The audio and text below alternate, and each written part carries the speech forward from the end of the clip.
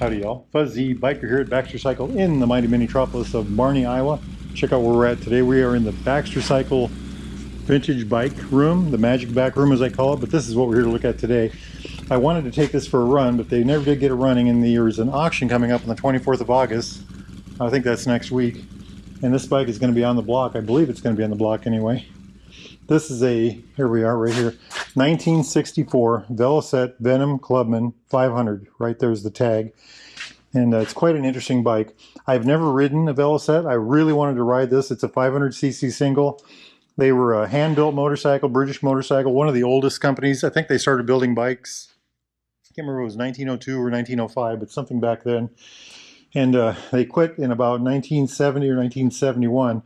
All their bikes were handmade. Everything was extra well done. Everything was checked out and looked over. If you get online, you can find some really good examples and some really good videos. Well, just look for them. But this one was when this came in, this was a really neat example. I've never seen one like this before. Like I said, it's a Venom Clubman. Deep in the heart of this motorcycle, underneath this wonderful fairing, is an air-cooled single-cylinder 500cc thumper, overhead valves, carburetor right there. It looks like maybe a monoblock.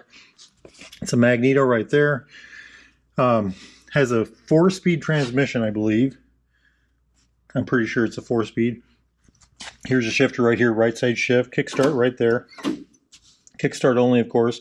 It's dry sump. There's the oil tank. Little tool case right there. I'm not going to try to open it. Check out these shocks. You can adjust the point right here where you want that. Speedo drive back there. Anyway, this engine was supposed to put out about, I've read anywhere from 40 to 45 horsepower.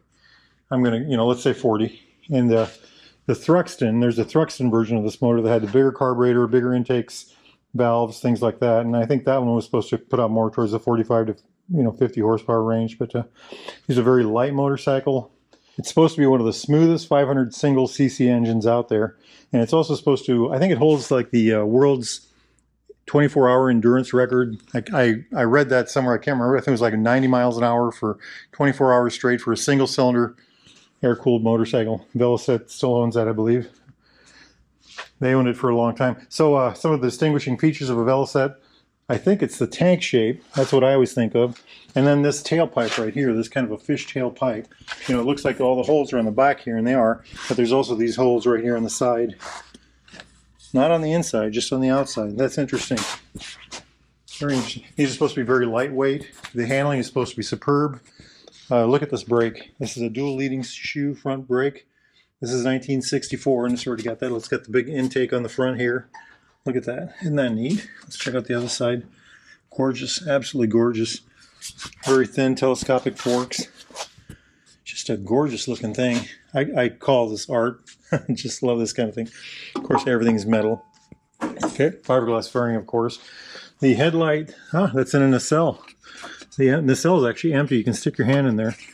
The headlight's out here now. Big old eyebrow over the top. Look at that. Just look at that. Look at that detailed work. Fairing. Boy, I wish I could have rode that. Let's take a look up here. So the speedo, no tachometer. There's an amp gauge right back here. Horn button. Decompression release right there. This is probably, one of these will be the choke. The other one will be the magneto timing for when you kickstart it. The fuel, the brake, the clutch over yonder. Back in there. So clutch, compression release. So you would kick it. You'd use a compression release to get it to relieve the compression so you could kick it through. Fuel petcock on this side. I think there's one on the other side also. There usually is. Usually you open one for main fuel and then you open the second one for reserve. Detached transmission, of course. Look at, I wish I could show you more of that. I think these are 6 volts. I think Velocettes were 6 volts from beginning to end, all the way to the last bike.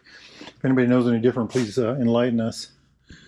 But it's just a really, to me, a very good looking machine, It's slim. Look at that right through there. It's really quite a good looking bike. I wish I could push this out, but there's just too much in the way, and we've got foul weather outside today. That's why we're inside. Look at these shocks. I cannot read that writing, but anyway, speedo drive off the back, drum brake on the back. Look at that. Isn't that just beautiful? Absolutely gorgeous steering dampener on the center up yonder. There would be no key on something like this. It's magneto. The joke was that they were so hard to start that you didn't need a key. I don't know if that's true or not. I've never tried to start one, but this is the headlight on-off switch. Probably a daylight, and then a regular light, and then probably high beam. So daylight running light, then the regular light, and then a high beam light, possibly. I might be wrong about that, but not sure about all. One of these might be a kill switch. One of these might be a horn. There would be no blinkers. I think, isn't that pretty? A little chrome strip across the bottom there. Absolutely gorgeous. When people come in here and see this, the first thing they say is, oh wow, a Thruxton. Well, it's not a Thruxton. Like I said, it doesn't have the big valves or the massive carburetor, but quite an interesting thing. Quite an interesting thing. Hey, if you all are interested in anything like this or near used, Royal Enfield, Triumph, classic British bike of any type, like one of these, get yourself over here to Baxter Cycle in the mighty metropolis of Marnie. They've got over 100 bikes in here right now.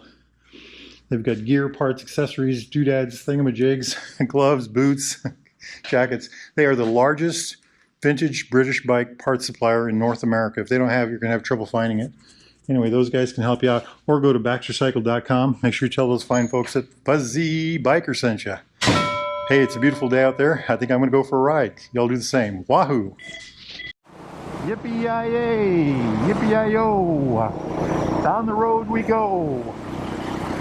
Beautiful, beautiful machine.